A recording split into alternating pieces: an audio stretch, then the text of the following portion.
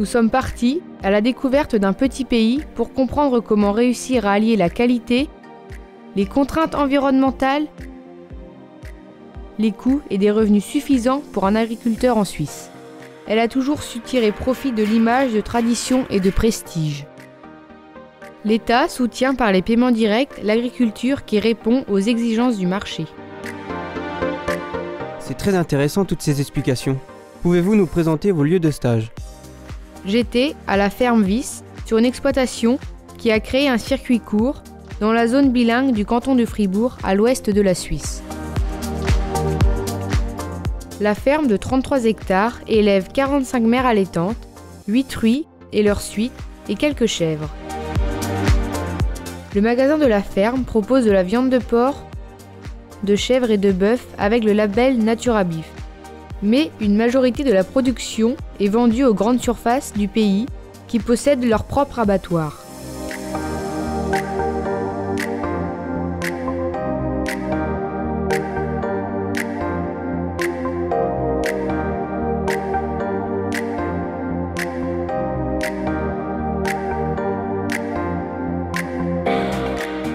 Moi j'étais chez Philippe Bise, une exploitation en circuit long. La production végétale se fait avec une rotation de 7 ans. Les 200 hectares sont occupés par 60 hectares de pommes de terre. 80 de culture de vent et les 60 hectares restants sont dédiés au fourrage des 250 bovins.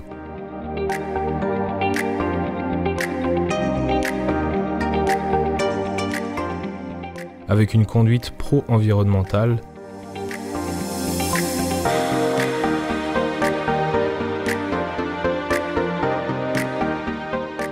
depuis l'arrêt du lait en 2016, l'élevage s'est recentré vers la production de viande et la génétique laitière.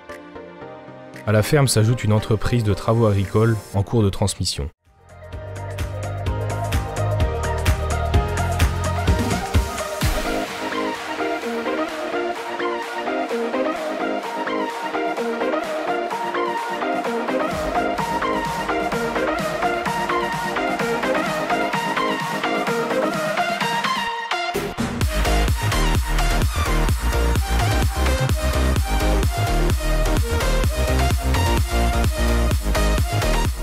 Et toi Marion, comment étaient conduits les différents élevages?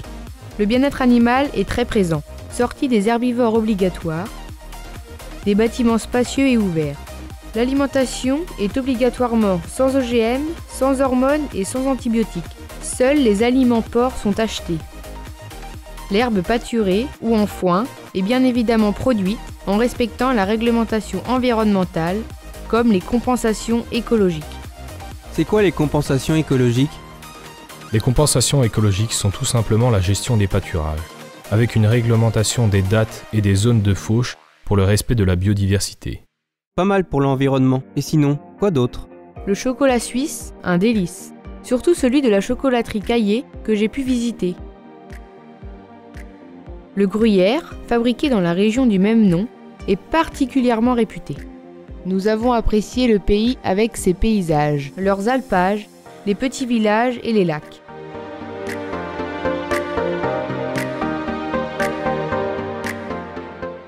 L'accueil chaleureux des familles et des jeunes des villages. Sous son aspect très traditionnel, le pays est en avance sur les attentes sociétales. Des produits de qualité, en respectant les contraintes environnementales. Cette réussite est due à de nombreuses formations tout au long de leur carrière.